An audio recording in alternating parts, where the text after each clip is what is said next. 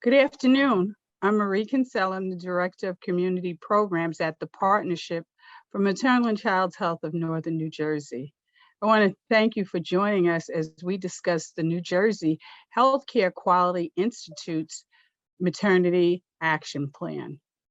The plan, which complements the Nurture New Jersey Strategic Plan, outlines 4 key areas for improvement that can help improve maternal health outcomes. Today, we're discussing part 3, holistic maternal infant health care. The Maternity Action Plan stresses the need for payment reform to cover high quality care that views maternal and infant health from a holistic point of view to improve health equity. For our discussion today, we're going to share details about 2 exciting programs, Centering Pregnancy and HealthySteps. I'm joined by Tierney Vagts from Hackensack's Meridian HealthyStep program in Asbury Park, and Margarita Cruz from Alliance Community Healthcare, who will discuss her Centering Pregnancy program.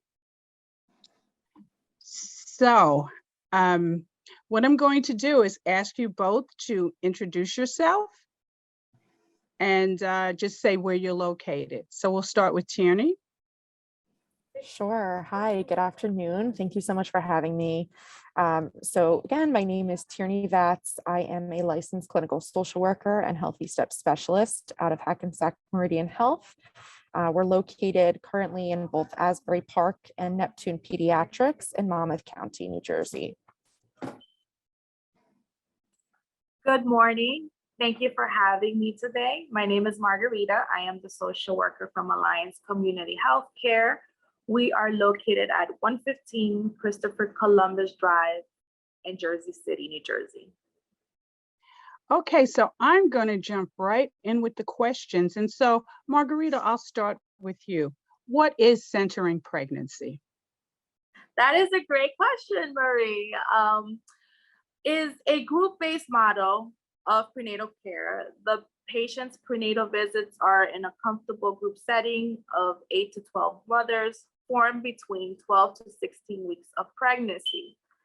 Centering sessions are held for 2 hours every 4 weeks, increasing to every 2 weeks as the pregnancy progresses. Our moms learn to record their own vitals, weight and blood pressure.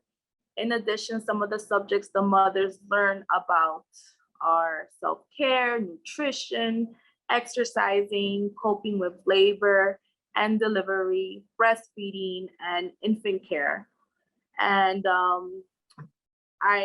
at Alliance, we try to bring community partners as well to discuss their services, and we also provide healthy snacks and refreshments to our moms. Okay, thank you. You're welcome. And so, I know that, when we have new programs, there's that implementation process. So I'd like to ask you, how has the implementation of Centering Pregnancy at your site, how did that go? Yeah. I'd just like you to talk about the process of implementing Centering at your site. At first it was a bit challenging, but now I think it's great. The fact that we're constantly speaking to our moms, educating our moms. They have more awareness and knowledge about health, about their health, and it's, I think, with our organization, having a lot of communication is key to success for our implementation.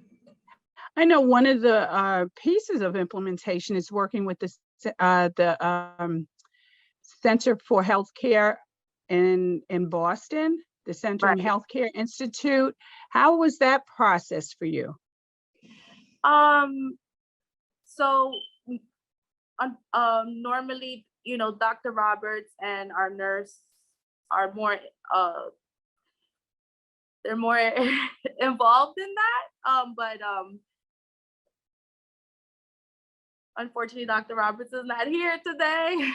Okay, so I can just say a little bit about that. You know, for Sure. any site that's interested in centering, the Centering Healthcare Institute, based in Massachusetts, is really a wonderful organization that helps clinics and hospitals who want to start centering programs. They help them. And a process, you know, first of all, they want to make sure that the particular facility has access to, you know, the population, which are pregnant women, and that they're able to provide support, that they have a team that has really bought into the idea of centering, which I know at Alliance, you and your staff have really bought into the idea of centering and know that it is a wonderful way to a wonderful model to offer to your patients as an option. Oh, we now have our Dr. Roberts on. So would you mind, we're going to just kind of turn our program just a little different. Dr. Roberts, would you mind introducing yourself? Hi, of course. First of all, thank you so much for the opportunity. My name is Dr. Norma Milanes Roberts. I am Chief Medical Officer of Alliance Community Health. It is a federally qualified health center in the heart of Hudson County. I am also a board certified OBGYN, and I have been in this healthcare journey for over 2 decades now, almost 3 decades to be, if I wanted to date myself, which I don't. So thank you so much for the opportunity. So I was just, we were just talking to Margarita about centering pregnancy. So I'd like to hear from you. When you hear, you know, I know that you were involved in centering in another facility. What is centering pregnancy, and how do you feel it has impacted or it can impact maternal outcomes? Well, centering in pregnancy is a, let me just back up a little bit. I believe that we are at the most important time in women's healthcare that we've ever been. And if you've listened or heard, our vice president actually put out a whole plan to improve maternal and child outcomes, especially for minority populations. And so in that context, that's where I see centering pregnancy being the premier way of providing this kind of intervention. Notoriously and progressively, the morbidity and mortality for this particular specific maternal mortality has increased tremendously, and very few interventions have actually made a difference. Centering is an innovative way of providing care. And I say innovative because for us OBGYNs who've been doing this for quite a while, it was something that was not what we were taught to do. And so it innovated because it provided health, maternal care in a community type of setting. We are likely to learn from each other when we're given that opportunity to learn from each other. And that's what centering provides. It provides the ability to relate, the ability to talk to each other, the ability to learn from each other. And in doing so, increases what we have been trying to increase for such a long time, which is adherence to prenatal care, improve our maternal and fetal outcomes. And it is a proven factor that the outcome is wonderful. The adherence to prenatal care is better. Fetal birth weights significantly improve.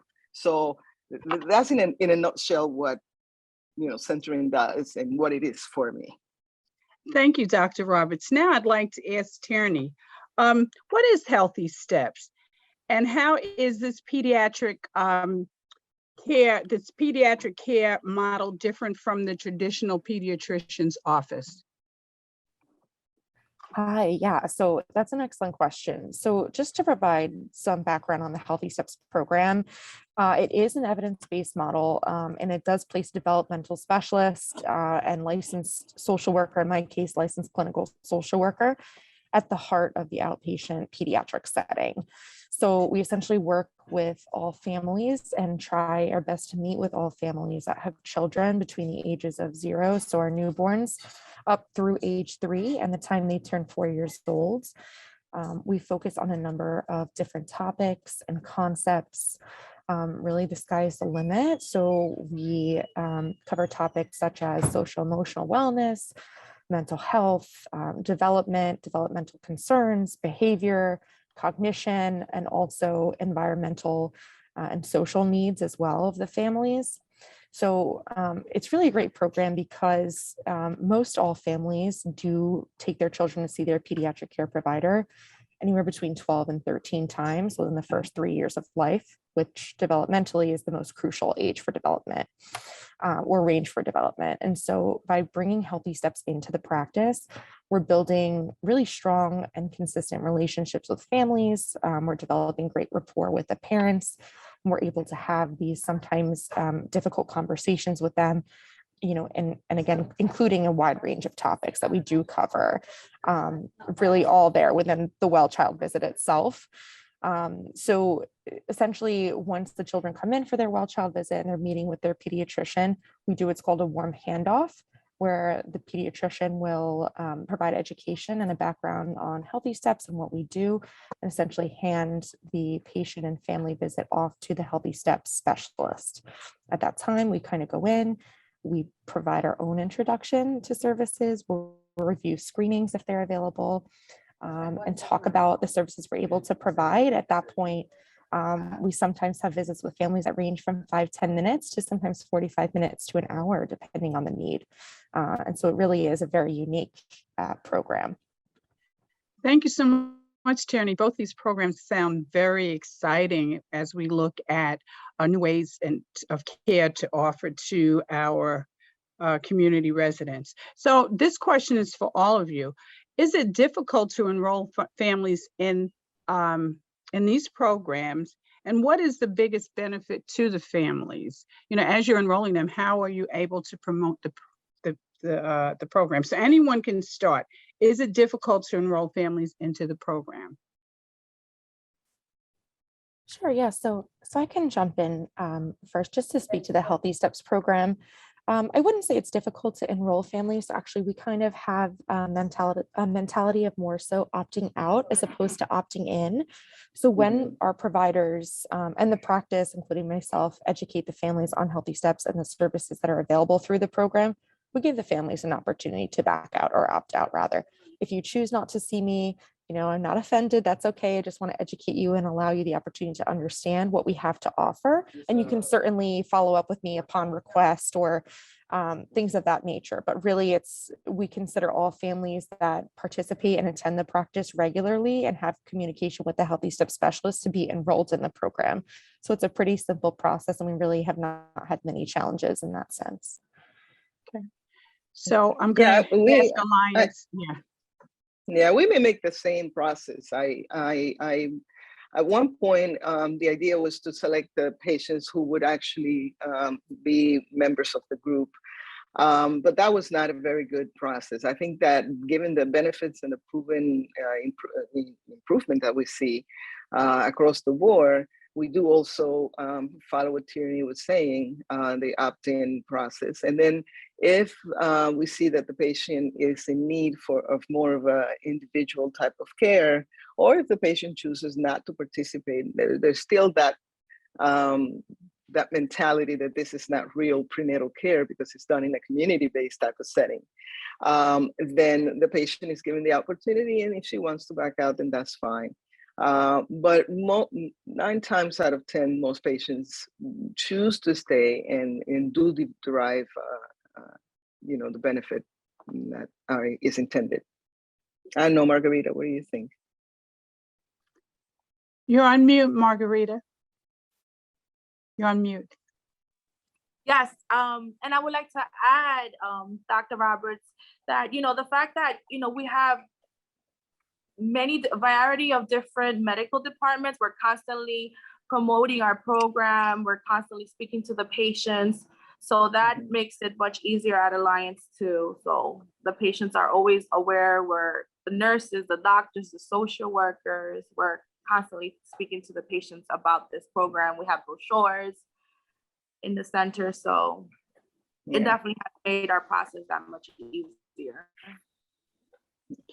So both of these are very innovative programs. And so when we think of an innovative program, a new idea coming into the community or into the medical setting, there are usually barriers.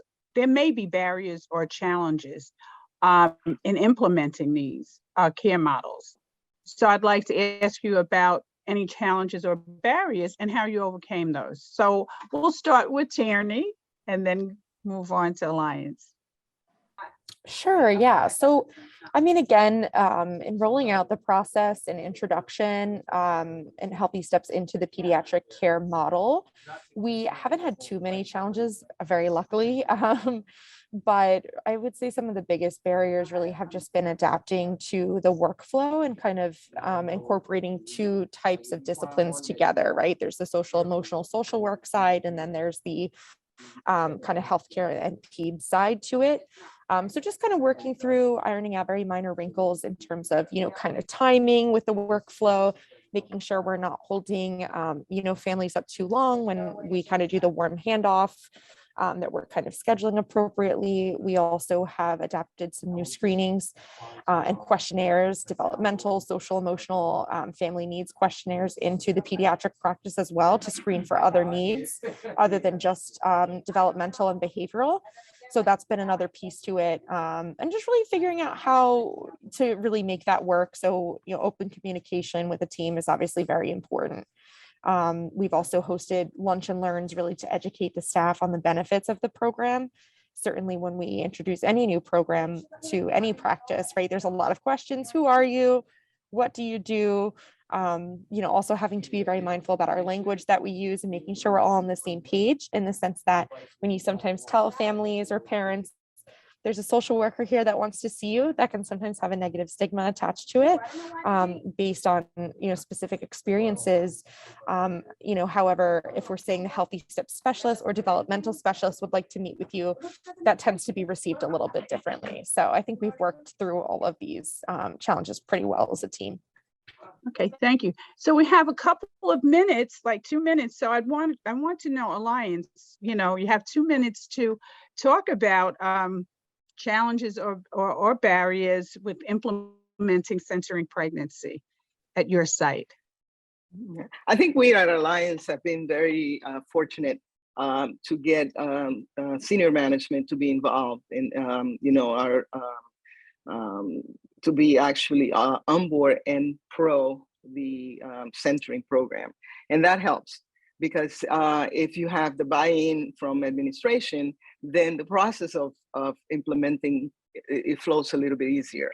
Nonetheless, I agree with Tierney in the fact that we had to, and we continue to educate our staff so that they can also be promoters for the program and constant advocates for the program.